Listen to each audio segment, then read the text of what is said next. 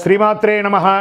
ఈరోజు మనం కొత్త ఒక విషయాన్ని మనం తెలుసుకోవద్దు. అంటే ఇది వరకు కూడా తెలిసి ఉండొచ్చు, మనం గ్రంథాల్లోనూ అన్నిట్లోనూ తెలుసుకుంటాం. కానీ ఈ యొక్క యూట్యూబ్ ద్వారా ఇది మీకు చాలా ఉపయోగపడే ప్రతి ఒక్కరికి కూడా జీవితంలో తెలుసుకోవాల్సిన ఉపయోగపడే ఒక అద్భుతమైనటువంటి సబ్జెక్ట్ అండి. ఈ నవగ్రహాలకి మనం చేస్తాం కదా, ఆదిత్యాయ సోమాయ మంగళాయ బుధాయ చ గురు శుక్ర శనిభ్యశ్చ రాహవే కేతువు. ఈ 9 గ్రహాలు ఉన్నాయి కదా.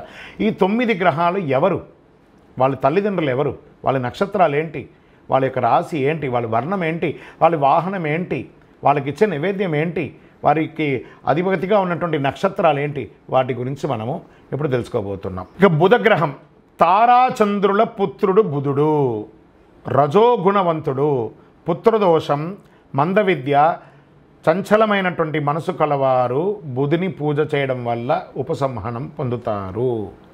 తెలివితేటలు, వృద్ధి, సంగీతం, జ్యోతిష్యం, గణితం, వైద్యం వంటి వాటిలో రాణించాలనుకున్న వాళ్ళు బుధుని యొక్క అనుగ్రహం పొందక తప్పదు.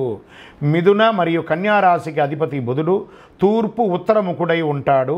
అధిదేవత విష్ణు, ప్రత్యధి దేవత నారాయణుడు.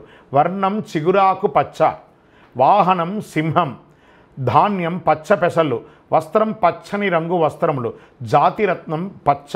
నైవేద్యం పెసలతో కూడిన అన్నం బుధుడికి పెట్టండి. మీ వ్యాపార అభివృద్ధికి కూడా ఈ బుధుడు చాలా విశేషం. విజయోస్తు.